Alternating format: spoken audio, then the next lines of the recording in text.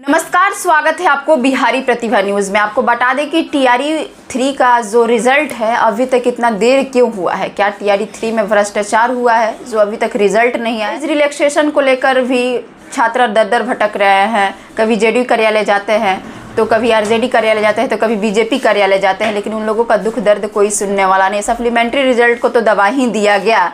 हमारे साथ इसी मुद्दा पे चर्चा करने के लिए गुरु रहमान सर जी है, जो लगातार स्टूडेंट के आवाज़ों को उठाते रहते हैं और सीएम आवास से लेकर कई मंत्री नेता से भी मिले सारा मुद्दा को लेकर। लेकिन क्या कुछ अपडेट है, इनसे बात करेंगे और पूरी जानकारी लेंगे। सर, सबसे पहले स्वागत है हमारे चैनल में। बहुत बहुत धन्यवाद, बहुत बहुत धन्यवाद।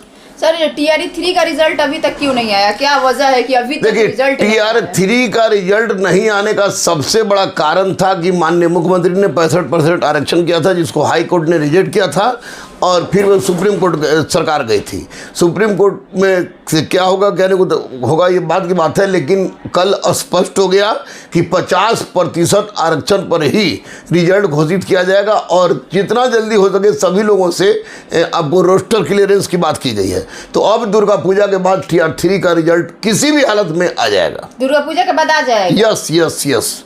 क्या कट ऑफ जा सकता है सर? कट ऑफ तो हम लोग बताए थे, अब तो याद नहीं कि उतना कट ऑफ क्या है, लेकिन जो कट ऑफ बताए थे वही लमसम रहेगा कट ऑफ।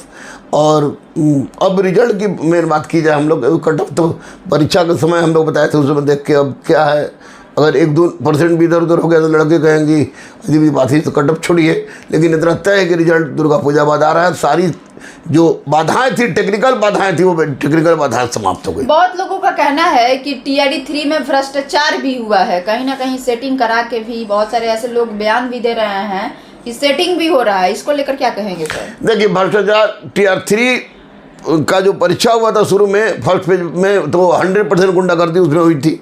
सेकेंड फेज में किसी भी तरह की गुंडागर्दी नहीं हुई है और अंदर भ्रष्टाचार हो रहा है। जो बयान दे रहे हैं वो ऐसे लोग बयान दे रहे हैं जिनको पढ़ने लिखने से मतलब है नहीं, और वो कुछ भी बयान दे देते हैं। लेकिन अभी तक इस तरह की कोई सूचना नहीं मिली है। अभी मेन काम था रोस्टर और रिजर्वेशन पॉलिसीज पर जो रुकावट आई थी वो उस पर, तो रोस्टर क्लियरेंस की बात की गई है 50% के आधार पर। वो इसी कारण रिजल्ट रुका हुआ था। रिजल्ट आपको दुर्गा पूजा के बाद आएगा। दुर्गा पूजा के बाद टीआरई 3 आ जाता है, जो टीआरई 4 कब तक आने का संभावना है? सरकार चाहेगी कि जितना जल्दी हो सके उतना जल्दी आएगा, कि चुनाव है, चुनाव लड़ना है सरकार। लेकिन छात्र का ये भी आरोप है कि टीआरई 2 को बचा के टीआरई 3 में जो सीट बच जा रहा है, जो सीट, उसको लेकर कुछ सरकार नहीं सोच रही। इसको लेकर नहीं, तो मैंने बार बार कहा, जो बैकलॉग है, जो सप्लीमेंट्री रिजल्ट है, उसको किसी पर 3.0 में दिया जाए। बच्चों में किसी भी तरह की कोई भी आपको सीट खाली ना रहे 3.0 में। सप्लीमेंट्री रिजल्ट की बात हो, डोमिसाइल नीति पर बात हो, और साथ ही साथ आपको जो कहा जाता है कि एज रिलैक्सेशन की बात हो, उस पर माननीय मुख्यमंत्री को सोचना चाहिए। सर, एज रिलैक्सेशन को लगातार आप आवाज उठाते रहे हैं, कई बार सीएम नीतीश से भी मिलने गए, कितना नेता मंत्री से भी मिले, तो क्या कुछ अपडेट है एज रिलैक्सेशन को लेकर?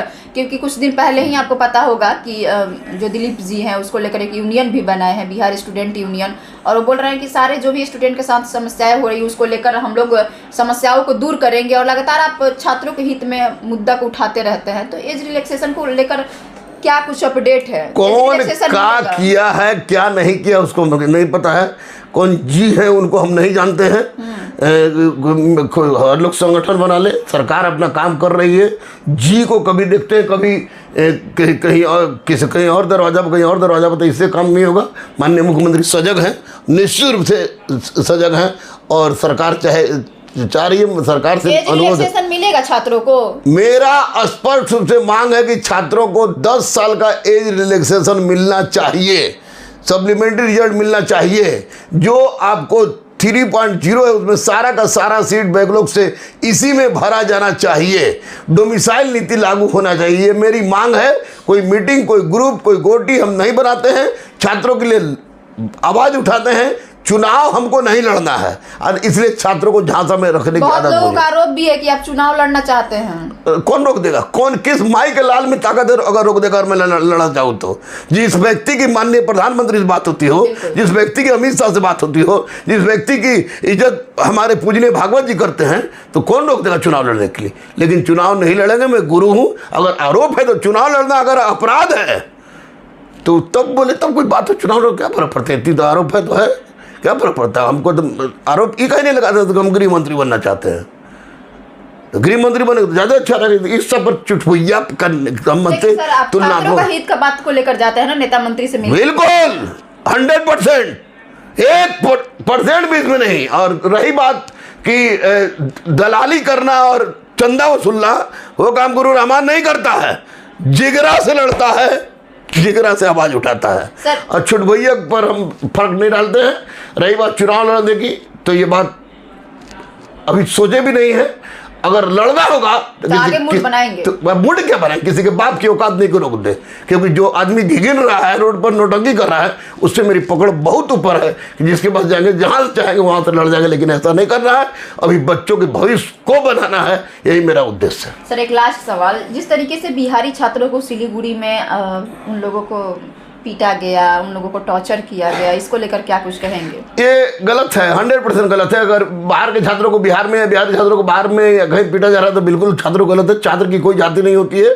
और इसीलिए मैं माननीय मुख्यमंत्री से बार बार रिक्वेस्ट कर रहा हूँ कि डोमिसाइल नीति लागू हो जाता तो ज़्यादा अच्छा होता। ये बिल्कुल गलत है, इसकी मैं निंदा करता हूँ। ठीक है, बहुत बहुत शुक्रिया। इस पूरी वीडियो को लेकर आप क्या सोचते हैं हमें कमेंट बॉक्स में जरूर बताइएगा। इसी तरीके के तमाम खबरों के लिए बिहारी प्रतिभा को जरूर सब्सक्राइब करें। बहुत बहुत धन्यवाद।